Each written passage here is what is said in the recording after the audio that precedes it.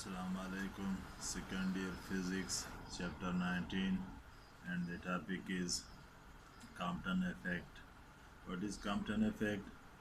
The phenomena in which photon behave like a particle and scattered by an electron, so that frequency of photon decreases and its wavelength is increases, is called Compton effect. एक ऐसा phenomena या process जिसमें photon particle की तरह behave करता है और scatter हो जाता है इलेक्ट्रॉन से। आफ्टर द कोलिजन फोटॉन की फ्रीक्वेंसी कम हो जाती है और इसका वेवलेंथ ज़्यादा हो जाता है, तो ऐसे इफेक्ट को कॉम्पटन इफेक्ट कहते हैं। Explanation: in 1923 Compton performed an experiment in which beam of X-ray photon are allowed to fall on graphite block. The beam of photon are scattered at different angles. The scattered photon wavelength lambda bar is greater than incident photon. This can be only explained if the X-ray photon is regarded as a particle. 1923 में Compton ने एक experiment perform किया और इस experiment में उसने x ray photon के जो बीम है उसको अलाउड किया किस चीज़ के ऊपर, ग्रेफाइट ब्लॉक के ऊपर। The beam of photon are scattered at different angle. Photon का जो बीम था वो स्कैटर्ड हो गया मुख्तलिफ एंगल के साथ, और स्कैटर्ड फोटॉन का जो वेवलेंथ था वो ज़्यादा हो गया किससे, इंसिडेंट फोटॉन से। इसको एक्सप्लेन किया किस बेस के ऊपर, अगर फोटॉन को समझा जाए किस तरह पार्टिकल की तरह समझा जाए।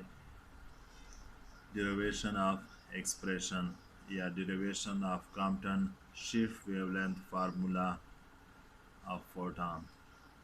तो फार्मूला को डिराइव करने से पहले हम क्या स्टडी करते हैं, डायग्राम स्टडी करते हैं जिसमें हम फोटॉन को फॉल्स करते हैं on the stationary free electron. This is the stationary free electron and photon having energy E is equal to hf and its momentum P is equal to hf divided by C is incident on this stationary free electron.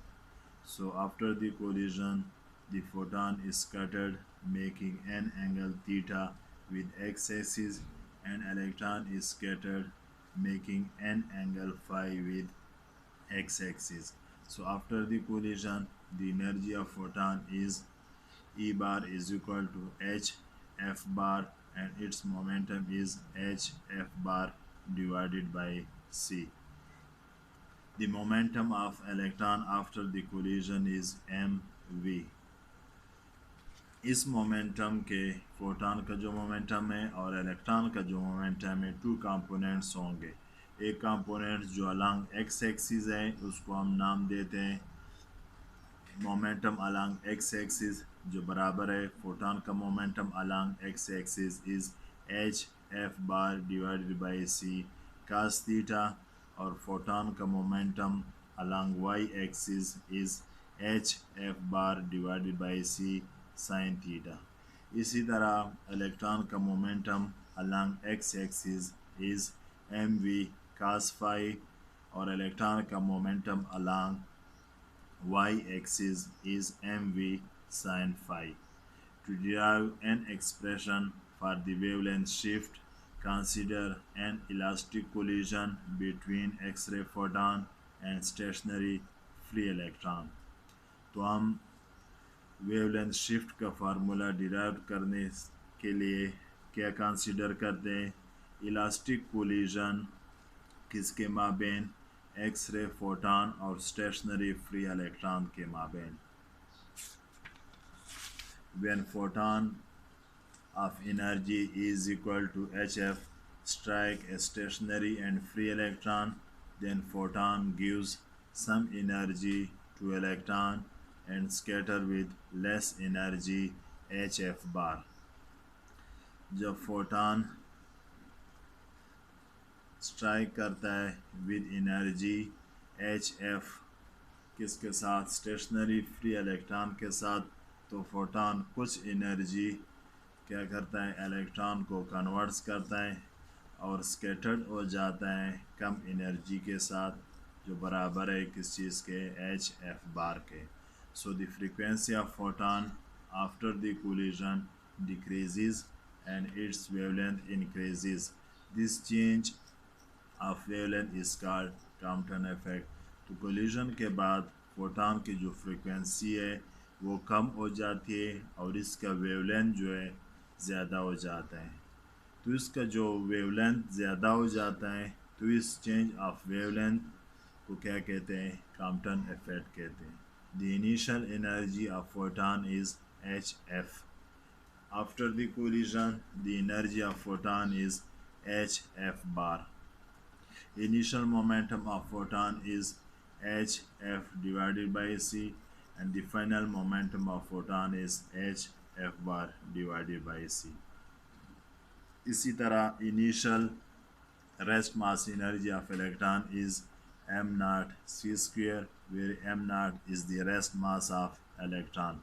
Final energy of electron is m c square. Initial momentum of electron is 0 because the electron is at rest and it have no velocity. The final momentum of electron is mv. The collision is perfectly elastic collision, so energy and momentum is conserved. So we apply the law of conservation of energy and then we apply the law of conservation of momentum. First we apply the law of conservation of energy. Law of conservation of energy क्या है, energy before the collision is equal to energy after the collision. So the energy of photon before the collision is hf plus the energy of electron before the collision is m naught c square is equal to energy of photon after the collision is hf bar plus energy of electron after the collision is m c square. इस equation को हम arrange करते यानी H f बार को हम इस side left side ले जाते हैं तो हमारे पास इक्वेशन हो जाएगा h f minus h f bar is equal to m c square minus M naught C square. हम एच को कॉमन लेते हैं तो हमारे पास इक्वेशन हो जाएगा f minus f bar is equal to, इस साइड हम सी स्क्वेयर कॉमन लेते हैं तो क्या हो जाएगा C square into M minus M naught. इस इक्वेशन को हम इक्वेशन 1 का नाम देते हैं। इसके बाद हम अप्लाई करते हैं law of conservation of momentum. Law of conservation of momentum क्या है, momentum before the collision is equal to momentum after the collision. लेकिन इस मोमेंटम के 2 कंपोनेंट्स हैं, एक मोमेंटम अलोंग एक्स एक्सिस और दूसरा मोमेंटम अलोंग वाई एक्सिस। तो पहले हम अप्लाई करते हैं मोमेंटम अलोंग एक्स एक्सिस। तो मोमेंटम ऑफ फोटॉन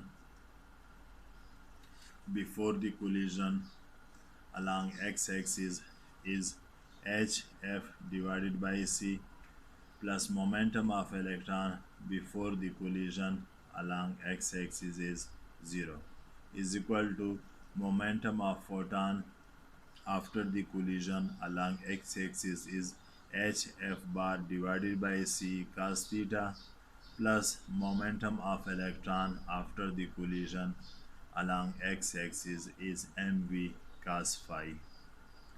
तो हमारे पास इक्वेशन हो जाएगा h f divided by c is equal to h f bar divided by c cos theta plus m v cos phi. इस इक्वेशन को हम इक्वेशन 2 का नाम देते हैं। इसके बाद हम अप्लाई करते हैं मोमेंटम अलोंग वाई एक्सिस। तो फोटॉन का momentum along y axis, initial momentum of photon along y axis 0 है। इसी तरह इलेक्ट्रॉन का momentum along y axis is initial momentum is 0 is equal to momentum of photon along y axis after the collision is h f bar divided by c sine theta minus momentum of electron along y-axis after the collision is mv sin phi। हमारे पास equation हो जाएगा 0 is equal to h f bar divided by c sine theta minus m v sine phi, और इसको हम equation 3 का नाम देते हैं। After solving equation 1, 2 and 3 we get 1 upon f bar is equal to 1 upon f plus h divided by M naught C square 1 minus cos theta. 1 upon f को हम is equal to से left side ले जाते हैं तो हमारे पास equation हो जाएगा 1 upon f bar minus 1 upon F is equal to h divided by M naught C square 1 minus cos theta. इस इक्वेशन को हम इक्वेशन 4 का नाम देते हैं। इक्वेशन 4 को मल्टीप्लाई करें बोथ साइड बाई सी तो हमारे पास आएगा C upon F dash minus C upon F is equal to C H divided by M naught C square 1 minus cos theta. C और सी स्क्वेयर क्या हो जाएगा, कैंसिल हो जाएगा। और हमें मालूम है सी अपॉन एफ बराबर है किस चीज़ के, लैम्डा के, तो सी अपॉन एफ डैश बराबर हो जाएगा लैम्डा बार के, और सी अपॉन एफ बराबर हो जाएगा लैम्डा के is equal to h divided by M naught c 1 minus cos theta. In this equation lambda bar minus lambda is equal to change of lambda is equal to h divided by m naught c 1 minus cos theta. This is the Compton shift wavelength which depends upon the scattering angle, or the change of the wavelength for the photon which depends upon the scattering angle.